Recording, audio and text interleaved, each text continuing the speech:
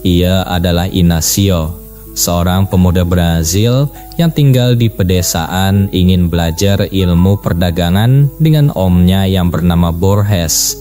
Inácio dibawa ke kota dan rencananya ia akan diajari beberapa teknik ilmu perdagangan untuk bekal nanti saat ia mulai bekerja. Namun sebelum itu, Borges pergi ke barbershop dan mencukur rambutnya supaya terlihat lebih rapi. Setelah selesai, mereka melanjutkan perjalanan menuju rumah Borges. Rumah itu tidak besar namun juga tidak kecil. Yang penting di dalamnya ada seorang wanita yang akan membuat hari-hari Inácio jadi lebih berwarna. Baru juga sampai di tempat itu, Inácio sudah langsung tertarik pada istri Borges yang bernama Severina. Tapi bukan pada wajah atau yang lainnya, melainkan pada kedua tangannya. Inácio merasa tangan dari tantenya itu bagaikan tangan bidadari yang menari-nari, padahal sedang membuat adonan kue.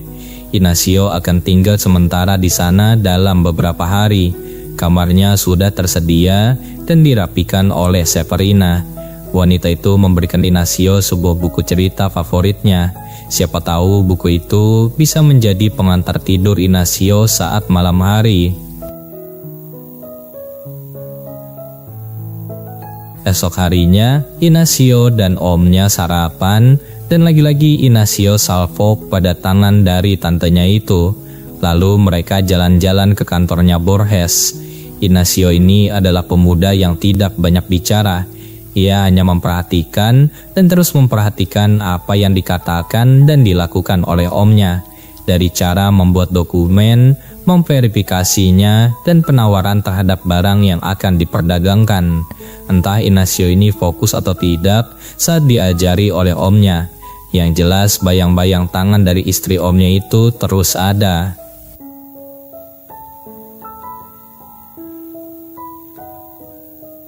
Beberapa hari di sana, Inácio mulai melihat sifat asli omnya yang temperamen.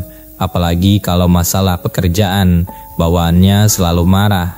Intinya urusan bisnis dibawa-bawa ke rumah, jadinya makan malam jadi agak canggung dan risih karena omnya yang ngomel-ngomel tidak jelas. Meskipun usia Severina ini sudah tidak muda lagi, namun kecantikannya tidak memudar.